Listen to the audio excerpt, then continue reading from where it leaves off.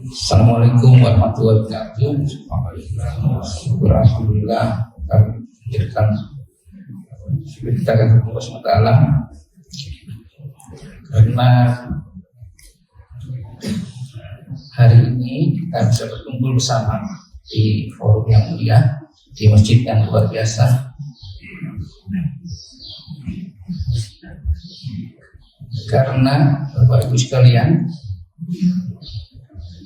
pada saat yang sama itu di tetangga kita sebelah kita ada satu orang sakit, rumah sakit Bayangkara, rumah sakit Urin dan sebagainya yang sakit sehingga tidak bisa sholat subuh.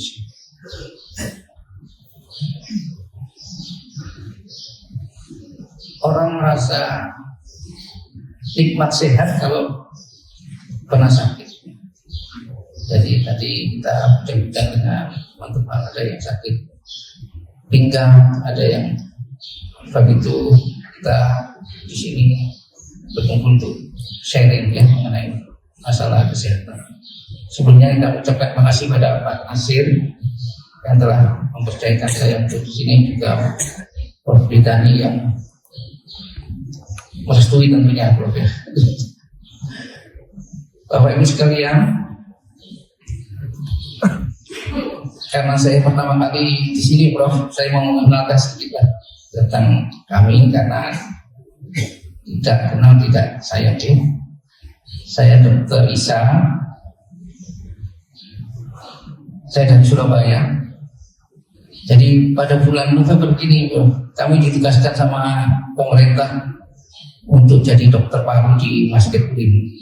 Karena waktu itu dokter paru di Kalsel tentu hanya satu, Dokter Hasan. Saya waktu itu beliau ada kesibukan kegiatan di sebagai direktur, saya diminta dan diutus ke sini. Jadi kami alhamdulillah sudah hampir 26 tahun di sini. Dulu kami berangkat melalui Sungai Batu dengan kapal Kumala waktu itu. Alhamdulillah dalam badan sehat. Bapak Ibu sekalian, jadi tema kita di sini adalah, ini ada mungkin tulisan saya sedikit yang saya sharekan, untuk bagaimana gangguan pernafasan itu mengganggu kesehatan kita.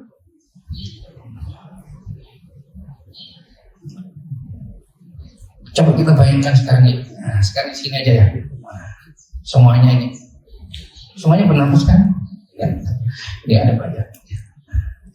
Semua bernafas dengan senyaman-nyamannya. Nah, itu istilahnya comfortable.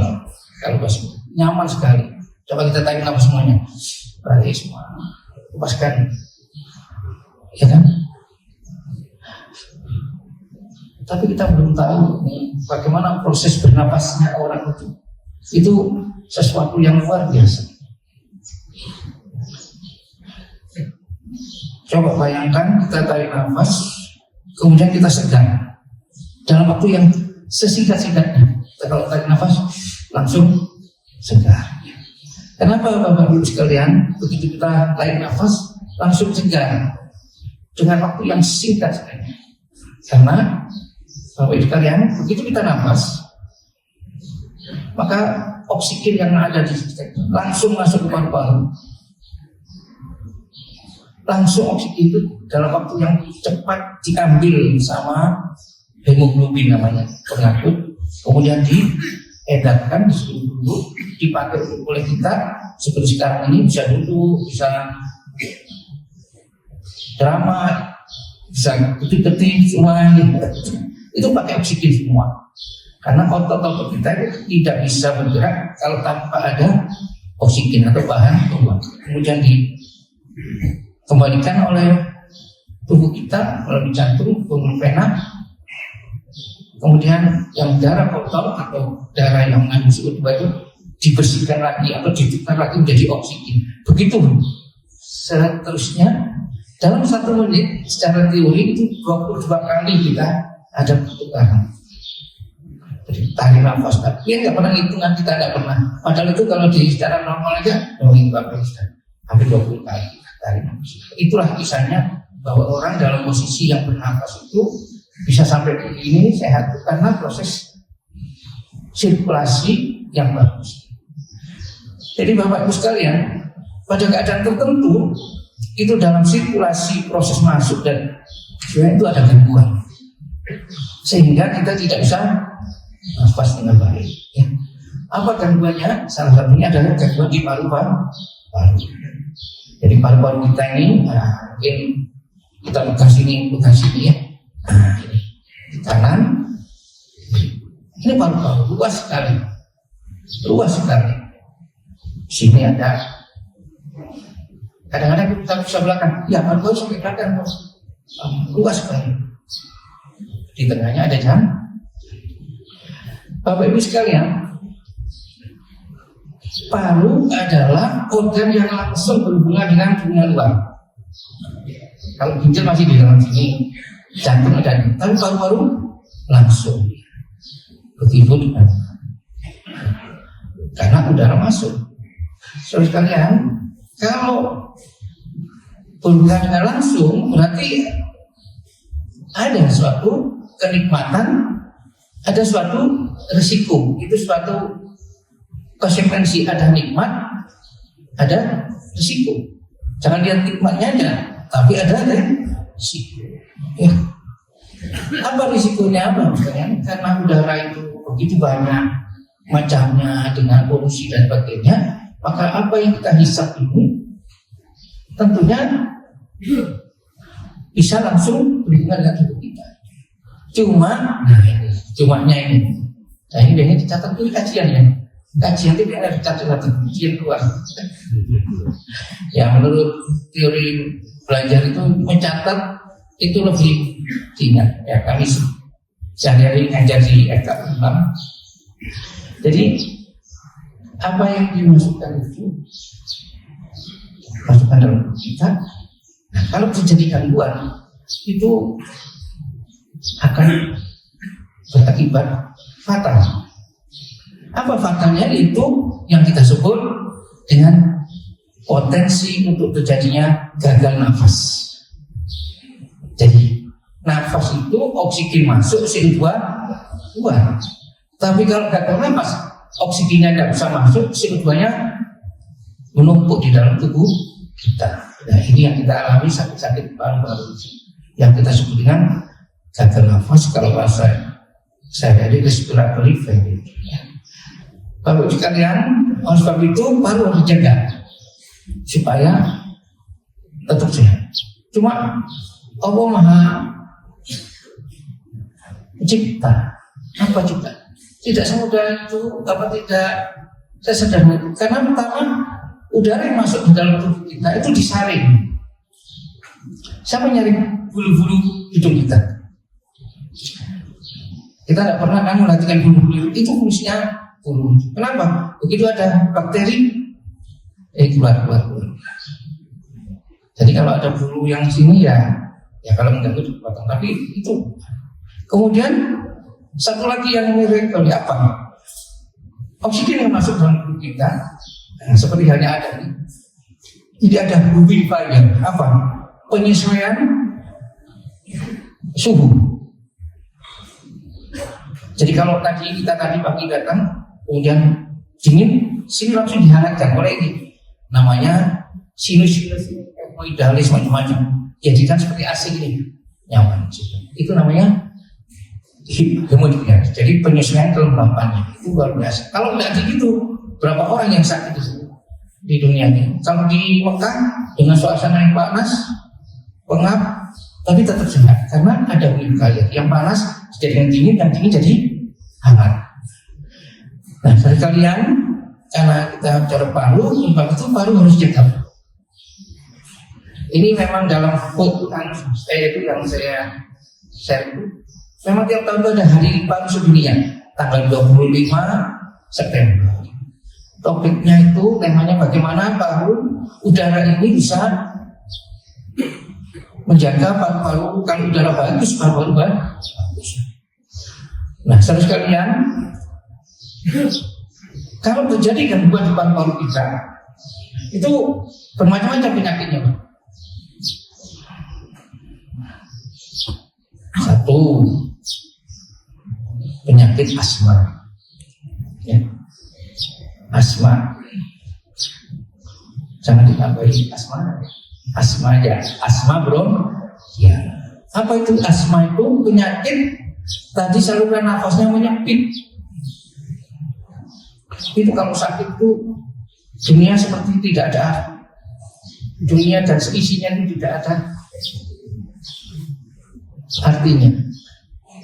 Kami secara bergurau pada orang pasien-pasien yang dirawat sakit asma, saya tanya, milih mana? Sampai saya beli uang 1 miliar,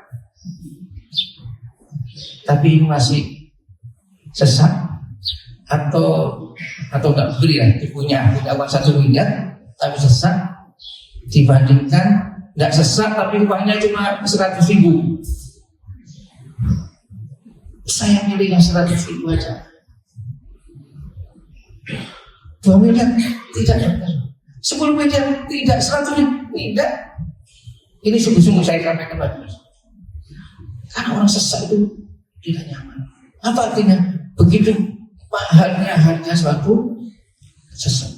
Jadi apa artinya? Ya kita dalam hal ini bukan nilai, tapi tak ternilai. Ya, kesehatan itu adalah tak tidak ternilai. Ya, kami ada sedikit gangguan. Kemudian tadi asma. Nah, ini juga hari ini turunan asma itu ada namanya asma pada orang tua, namanya COPD, Chronic Obstructive Pulmonary Disease. Ini kebetulan kemarin ini karena merokok. Jadi kalau merokok itu memang enak pada saat umur 40, tapi tidak enak pada saat umur 60. Kenapa? Paru-parunya jadi melar, yang kita sebut dengan penyakit emfisema itu, melar. Kalau sekarang kita mungkin dari waktu muda kita kan punya pemakan ya bro ya, panah, kemudian ada yang senang bola, itu umur 30 seperti kemarin lah Indonesia sama kencang. Karena kemampuan komplain atau kembang provisnya paru itu masih bagus, atau pirnya itu masih bagus. Tapi kalau sudah lama kena rokok, kena polusi, pirnya tidak bagus, sehingga jalan 100 meter sudah kembang terus. Itu namanya sakit COPD atau PPOK. Itu tidak bisa dibiarkan Ustaz, karena sudah melar. Nah, yang kita obati adalah jangan sampai jadi berat. Yang berikutnya adalah sakit yang sekarang menjadi problem dunia, yaitu TBC. Ya, kebetulan kami mendalami TB itu. TB itu bukan miliknya orang miskin saja. TB itu milik orang semuanya, bukan milik anak kecil atau anak besar. Ini besar. Apa itu? TB itu penyakit karena kuman TBC. Kuman TBC itu kuman yang paling banyak, karena batang bentuknya itu batang yang susah diobati. Obatnya harus 6 bulan. Nah, ini harus diobati dengan baik. Karena dia di sini Pak, luka di paru-paru. Kalau luka tangan kita sakit, kita ambil dulu lah, main pingpong lah. Ya Pak Yamin main pingpong, kita biasa main pingpong di rumah. Tapi kalau paru-paru sakit, kita ngomong berhenti dulu lah. Aku tidak main, tidak bernafas dulu, bagaimana? Bisa nggak? Tidak bisa. Karena nafas itu selalu. Kemudian yang terakhir, nanti ini ceramah sedikit aja nanti panjang ya. Yang terakhir itu adalah kanker. Apa kanker? Tumor sama kanker bedanya Pak. Kalau tumor itu benjolan, semua benjolan itu namanya tumor. Kalau tumor itu menjadi ganas atau tumor yang ganas itu namanya cancer, namanya cancer. Tapi kalau kita namanya cancer. Apa artinya? Kalau dia ganas, nah ini Bapak Ibu sekalian, itu bisa menerkam kita. Seperti harimau itu ganas. Apa menyebabkan kanker ganas? Yaitu bisa menyebar ke seluruh tubuh. Salah satunya adalah kalau cancer itu menyebar ke tulang belakang atau ke otak. Itu ada jenis kanker yang ganas sekali, dia bisa menyebar ke otak maupun ke tulang. Kalau tulang belakang gejalanya tidak bagus sampai terjadi gangguan kencing dan sebagainya. Kalau ke otak kecenderungannya menurun. Dan ini kejadiannya tidak sedikit, berpuluh-puluh orang sedang opname di rumah sakit UNIR untuk dilakukan perawatan. Salah satunya dengan pakai film dan sebagainya. Nah, oleh sebab itu bagaimana pencegahannya ini penting. Nah, pencegahannya adalah satu, jaga lingkungan, saudara sekalian. Lingkungan, yes. Lingkungan ini harus bersih. Apa itu bersih? Minimal ada keseimbangan, ini penting. Keseimbangan antara bangunan dengan tumbuh-tumbuhan. Dalam bahasa landscape-nya ya, di fakultas sini kan ada fakultas prodi landscape ya Prof ya, di UBP ya. Arsitek tapi mempelajari planologi. Planologi itu perencanaan kota. Bagaimana menyeimbangkan antara bangunan dengan tumbuh-tumbuhan. Kenapa itu harus dikerjakan? Karena itu saling sirkulasi. Kita butuh oksigen. Oksigen itu salah satunya diproduksi oleh tumbuhan itu. Nah, nanti dibuat yang bagus. Ya seperti ini Prof, saya luar biasa ini Al-Furqan, ini bangunan besar. Cuma jangan lupa tumbuh-tumbuhannya Prof. Nah, nanti itu di sana, di situ. Karena nanti oksigennya. Ya kebetulan saya pernah ke Amerika, ke ponakan saya. Kalau Prof Dani anaknya di Jerman, ponakan saya di Amerika. Kami kalau subuh gini bilang, ponakan saya itu suatu masjid. Jadi masjid sini kalau mau subuhan itu kalau sini tadi sama Pak, kalau nanti kita 5 menit sudah sampai Pak ya. Kalau sana ke Amerika itu jaraknya satu masjid. Rumah kami di San Francisco, di San Francisco. Itu satu tempat namanya Malvis itu apa gitu. Itu kalau ke subuhan itu 40 kilo bro. Tapi karena highway jadi 20 menit sudah sampai. Jadi sini kalau Banjarbaru juga keluar sampai apa saudara sekalian yang saya dapatkan. Itu masjid ya lebih kecil dari sini, tapi landscape-nya bagus. Itu dipimpin oleh masjidnya dikoordinir orang Palestina sama orang Yaman. Jadi apa itu? Dikelola bagus, tanamannya banyak, bahkan dia punya kebun di belakang. Nah ini kelebihannya. Walaupun saya orang baru, saya ngomong from Indonesia ini ngomong, wah dirangkul kita, dikeluarkan buah-buahnya dari sana itu dikeluarkan. Karena mereka merasa ini adalah keluarga yang baru, new brother, adalah saudara baru. Padahal kita hanya modal apa kalau orang Islam. Assalamualaikum warahmatullahi wabarakatuh aja, maka orang kita beres sudah. Jadi kalau kapan ke Amerika modal assalamualaikum warahmatullahi wabarakatuh aja, insya Allah tidak kelaparan. Asal ke masjid ya, jangan ke mall. Kalau ke mall ya tadi, asal ke masjid kita ngomong aja saya dari mana, waduh kita disambut. Baik misalnya ini sekitar preambul aja untuk mengawali apa yang tadi jawab Pak. Karena ini paru itu bukan urusan kami saja, tapi urusan semuanya. Harapannya adalah jamaah sini sehat semuanya ya, dengan cara menjaga. Oh ya satu lagi yang terakhir untuk kita semuanya, untuk menjaga supaya sehat tadi lingkungan itu. Apalagi yang berikutnya pikiran. Nah, pikiran kita ini harus apa? Harus apa siapa yang tahu? Positif thinking Pak. Kami sering berhadapan dengan pasien-pasien yang sakit paru-paru di PPNTB. Yang saya bangun harus kita berikan positif thinking. Apa? Semangat. Apa modelnya? Ya coba kita bayangkan orang sakit paru-paru. Kita bersemangat, jadi positif. Pak insya Allah sembuh. Rasakan berobat dengan Aduh, ya mesti gitu, pakai insya Allah lah, ya, insya Allah sembuh. Nanti bapak ini. Jadi saya bisa sembuh, insya Allah Pak. Insya Allah. Jadi kita harus memberikan, jangan sebaliknya. Wah ini nggak jalan, Pak. Sebentar lagi meninggal Pak. Langsung orangnya Tuhan itu, padahal hanya kalimat saja, ya. Oleh sebab itu orang itu langsung berpikir positif, dia semangat, 6 bulan sembuh. Dan luar biasanya kalau sembuhnya itu orang yang punya positive thinking dan berdoa itu hasilnya bagus. Kami ada beberapa pasien itu sakit kan baru kemudian 6 bulan saya bersih. Teorinya tidak gini Pak. Karena kalau orang luka pasti ada kurangnya. Ini kurangnya sedikit saja. Apa malah sampai saya tadi juga sampai berdoa terus ini. Iya dokter, saya berdoa terus ini. Apa hubungannya doa dengan ini? Ya ada.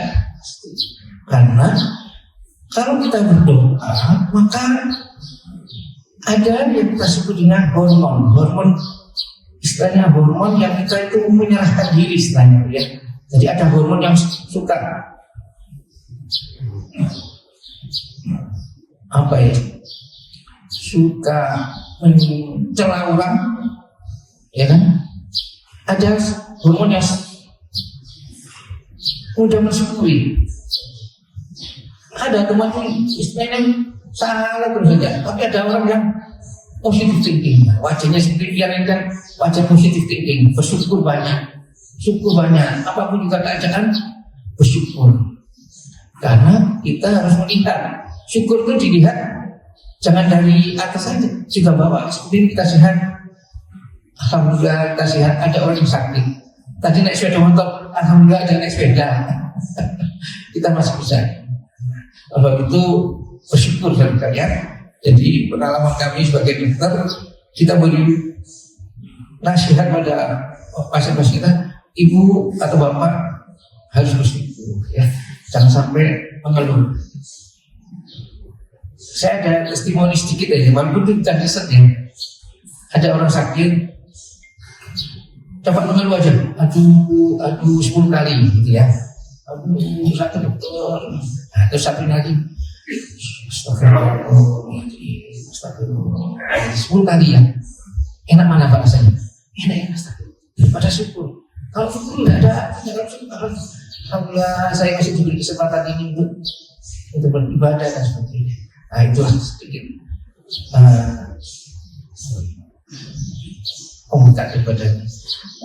Mungkin Pak Nasir kita langsung tak jawab ya sampai nanti menjelang berakhirnya. Nah, saya tutup, silakan kalau bertanya silakan. Nah, ini saya sebagai banyak kenal juga karena sudah lama. Ini Pak Fitri namanya. Iya Pak. Punya adik namanya si Markus Yusuf ya Pak Yusuf. Silakan mungkin aja. Pakai apa? Saya mau izin ini Pak. Assalamualaikum warahmatullahi wabarakatuh. Waalaikumsalam.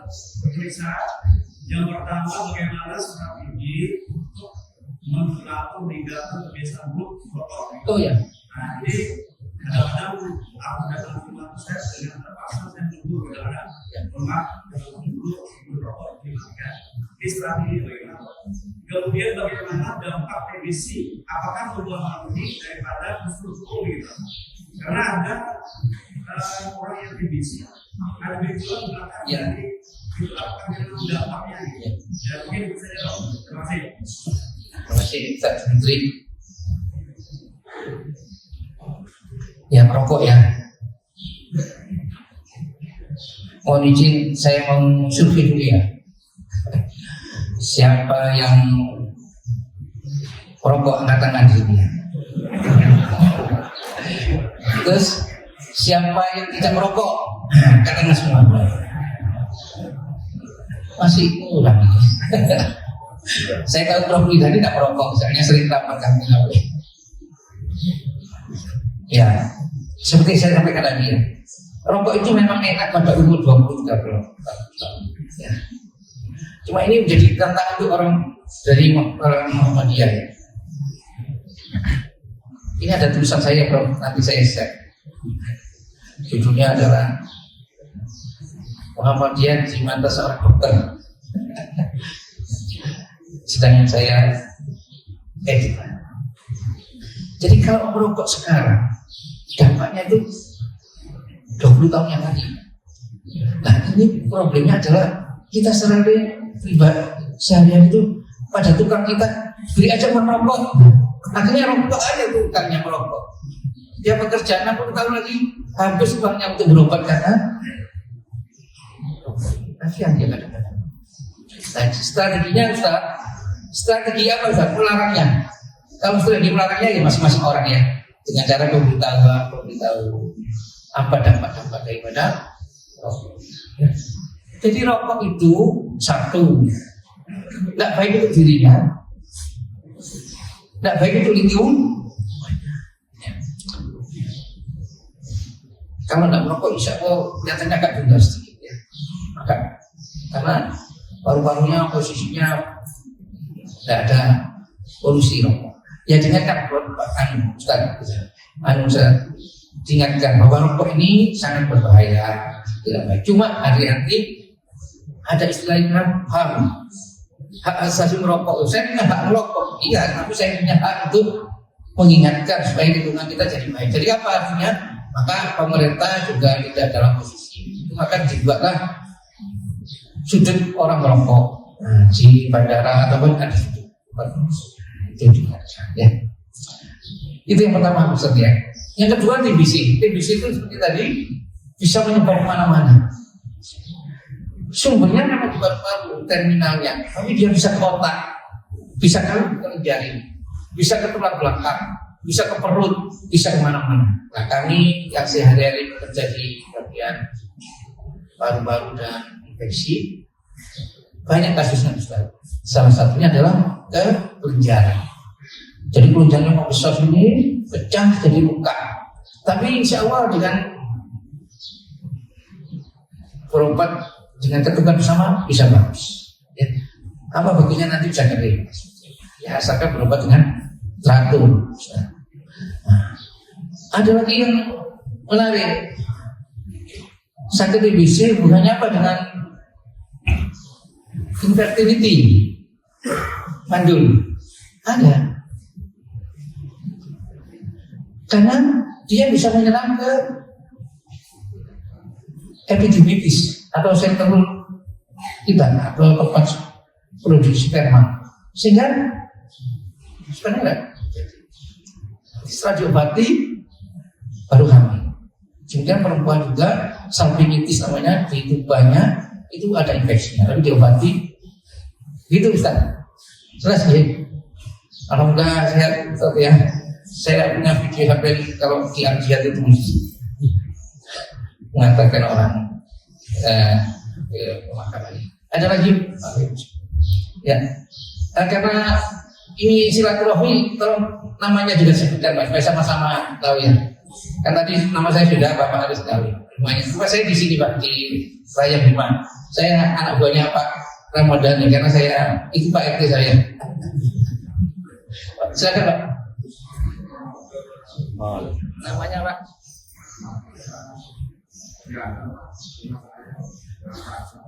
Oh ya, nama Pak. Oh ya ya. Dekat lapangan tenis gini. Oh ya, namanya Pak. Gini. Ada mungkin tidak ada. Mungkin maju aja Pak gitu. Nah, sama-sama nanti Bapak jadi penceramah juga seperti itu.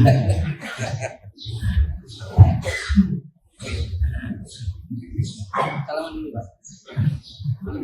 Ini namanya silaturahmi ya. Enggak Pak. Terima kasih Bapak. Kami dikenalkan oleh ini. Nama saya Haji Anton. Karena yang di belakang ini belum dengar Pak. Rumah saya di depan Cinarapah, Jalan Panjang. Kebetulan kami tugas di kepolisian, terus lagi di Lantas Polda Kalimantan Selatan. Kantor kami ada di Pak 21 Pak. Saya menarik sekali Pak, yang terkait dengan yang Pak bahas tadi. Mungkin saat ini yang jantung masih hampir Pak, karena menurut WHO serangan jantung itu adalah nomor 1 Pak. Yang sering terjadi mungkin di Indonesia sendiri.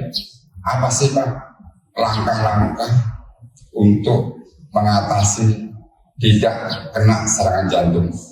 Mungkin yang pertama dari makanan, yang kedua mungkin ada gerakan atau senam di situ. Karena apa? Di waktu saat kita lagi enak, bangun tidur, dapat serangan jantung jatuh Pak.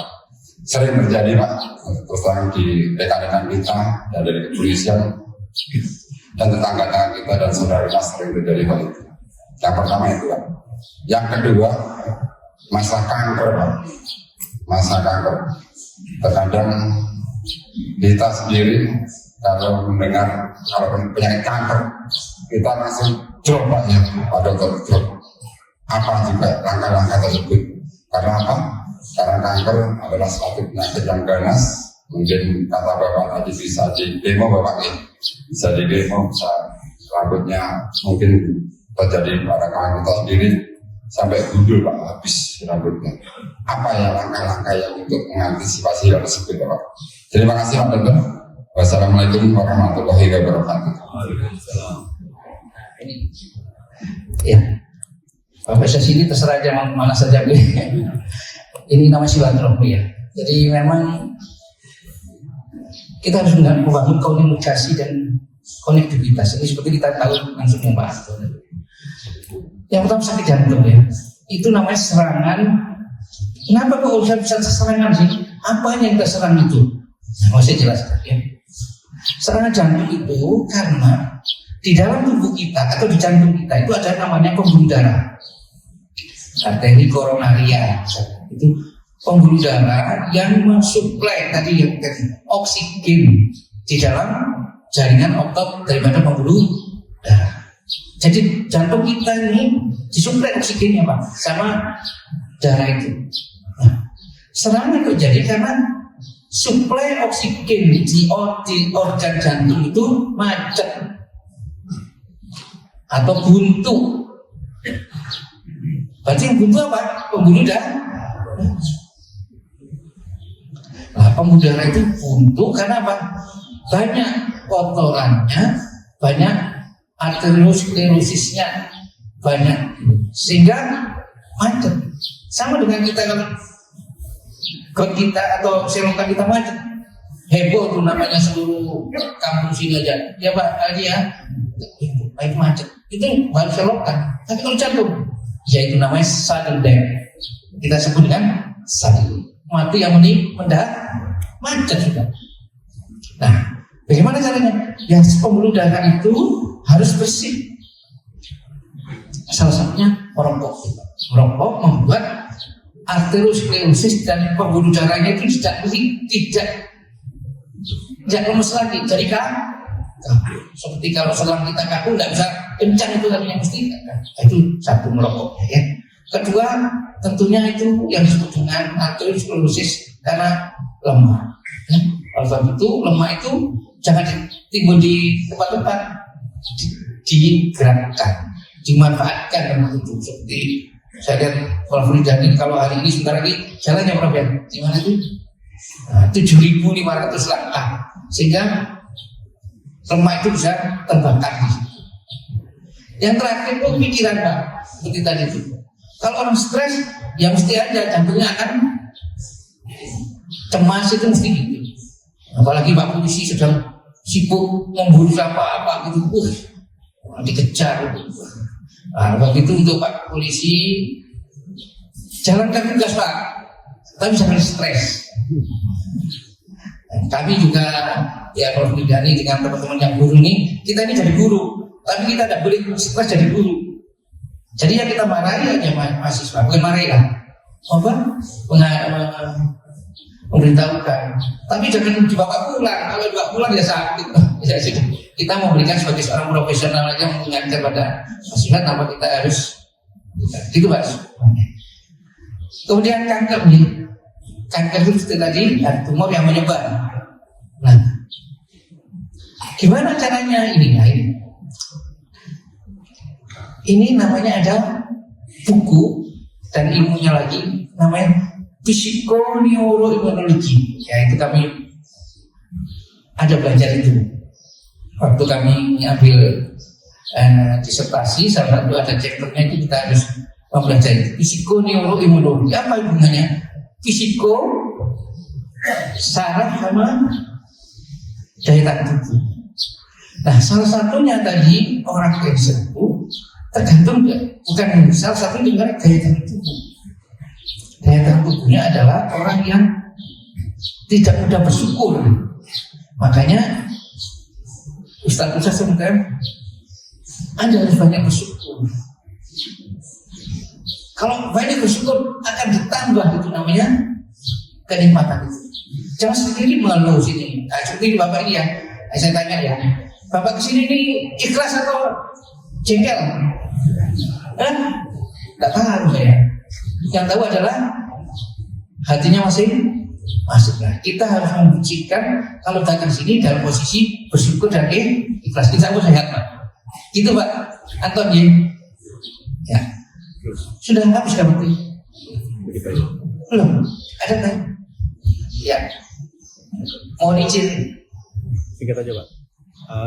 Nama Sahreza Pak. Ini. Supaya kita kenal semuanya Pak. Sudah Pak. Assalamualaikum warahmatullahi wabarakatuh. Singkat aja Bapak, kembali ke masalah rokok tadi Pak. Nama Muhammad Sahreza, panggilan Reza Pak. Rumah di belakang masjid ini aja Pak. Mungkin ada tips Pak dari Bapak untuk biasa supaya bisa berhenti merokok Pak. Oke. Soalnya apa benar Pak? Juga mungkin pertanyaan kedua Pak. Asap rokok itu malah lebih berbahaya bagi yang tidak merokok di sekitar. Demikian Pak. Terima kasih. Assalamualaikum warahmatullahi wabarakatuh. Ya makasih ya. Kalau belakang ini namanya jalan keempat ini Pak ya. Ini apa? Ini jalan Buncit ini. Bumi Mas 1 ini. Itu dua. Ya, saya pernah jalan kaki di sini. Waktu penancapan ini saya tidak sempat. Jadi rokok itu salah satunya adalah pikiran. Apa? Semangat untuk tidak merokok. Pakai obat apa saja tidak bisa. Ya. Nah, saya sebagai dokter ya sedikit tahu mengenai strateginya bagaimana. Ya, aja. Kalau pasiennya tua, Pak, milih mana? Bapak ketemu cucunya atau tidak boleh ketemu cucunya? Kalau kakek tidak ketemu cucunya bisa sakit itu Pak. Bapak kalau mau ketemu cucunya harus berhenti merokok. Maka kita bangun apa? Pikirannya dia, saya harus menghentikan rokok itu. Nah, namanya niat Pak. Nah, kami sebagai dokter itu harus membuat betul seperti itu. Kalau Pak jangan, apalagi kalau istri biasanya tidak mempan. Kalau istri yang mau kan tidak mempan. Anak dan berani betul. Tapi kalau cucu biasanya malah pikir-pikir, wah saya tidak ketemu cucu 3 hari ini juga bingung. Nah dia bisa. Ya. Yang kedua, kalau Bapak merokok ini akibatnya apa? Salah satunya batuk darah. Itu dia. Jadi ada obatnya Ustaz, ada obatnya, tapi tidak bisa. Obat saja tidak bisa, tapi kita harus ada stop. Apa? Racun itu dihentikan dulu 2 minggu baru dimulai obat itu. Tapi harus syarat, harus punya niat. Kuat. Yang kedua, memang betul asap itu kalau di ya sini kan. Tapi kalau sudah hisap, dikeluarkan aja Pak. Foto orang apa semua yang keluar itu juga mengandung kuman juga. Jadi yang di luar itu juga yang dihembuskan itu juga tidak bagus, ya kan? Misalkan yang sakit semua orang-orang itu ya. Kalau dia rokok ya buat aja sendiri aja kalau mau di ujung sana rokok nikmati, jangan diberikan pada orang lain. Itu namanya ada. Tapi zat-zatnya menurut penelitian zat yang patogen yang dihisap sama yang dikeluarkan itu yang dikeluarkan lebih banyak patogen. Gitu ya Pak Risa ya. Di mana Bujin Kampawan? Di belakang dari muka. Mana tuh? Lebih dekat stadion. Oh, stadion. Ya. Ada jual pentolnya itu. Kami sering sepedaan sini luar dari sini. Berikutnya siapa nih Bapak? Karena ada gangguan sedikit. Bisa. Pak, semangat Pak. Jalan kaki. Angkat ini. Saya Haji Hussein, Ahmad dan Paulia. Saya mungkin hanya Nah ini salah satu harus semangat jalan kaki harus. Bapak duduk sini saya berdiri. Bapak ini kalau duduk Assalamualaikum warahmatullahi wabarakatuh. Nama saya Haji Muhammad Hussein Ahmad, Ahmad dari Mangga, Manggis. Saya peserta Manggis. Saya mau tanya Pak, kebetulan anak saya kan 2 orang hobi merokok. Saya pernah tegur, katanya Pak, si Anu dia merokok Pak mati juga. Jadi Pak, oke lah gak asal satu berhenti. Sekarang saya lihat Pak, gaji pernah dijelaskan apa alat elektronik yang elektrik rusak tuh. Nah apa bedanya Pak fokus yang dibuka itu dengan asap rokok apa yang kerja kita waktu itu saya lihat anak ini bapaknya tua juga. Kadang-kadang boleh bohong yang tapi Pak pada hari yang baru itu yang saya tanyakan. Assalamualaikum warahmatullahi wabarakatuh. Umur berapa sekarang? Oh, saya akan betul 75 ya. Nah, ini Bapak. Ada orang rokok, nggak apa-apa. Satunya rokok. Iya, kalau lihat orang rokok di Dutarmo atau di mana lah, sehat. Tapi kalau yang datang di rumah sakit dan tempat orang sakit, yang sakit 10, yang merokok 10. Memang tergantung posisi. Memang betul Pak, ada yang sakit ada. Memang Tuhan itu memang ada. Secara teori memang ada zat yang namanya alfa 1 antitrypsin itu. Memang pada orang tertentu secara genetik ya kurang. Kalau itu kurang bisa jadi sakit. Tapi secara umum, kalau secara statistik memang yang merokok lebih potensi untuk jadi gangguan. Jadi kalau nanti tidak percaya nanti datang walaupun tidak sakit ikut aja praktek saya kalau di praktek saya datangnya aja. Kok sakit batuk? Oh iya, karena di tempat di mana banyak orang sakit lain ya. Memang pada orang tertentu tidak sakit ya, tapi kalau meninggal dan tidaknya itu ya masing-masing Pak. Kemarin ada orang jalan kaki meninggal karena kita berhambat truk di bawahnya. Ya itu karena memang ada yang meninggal karena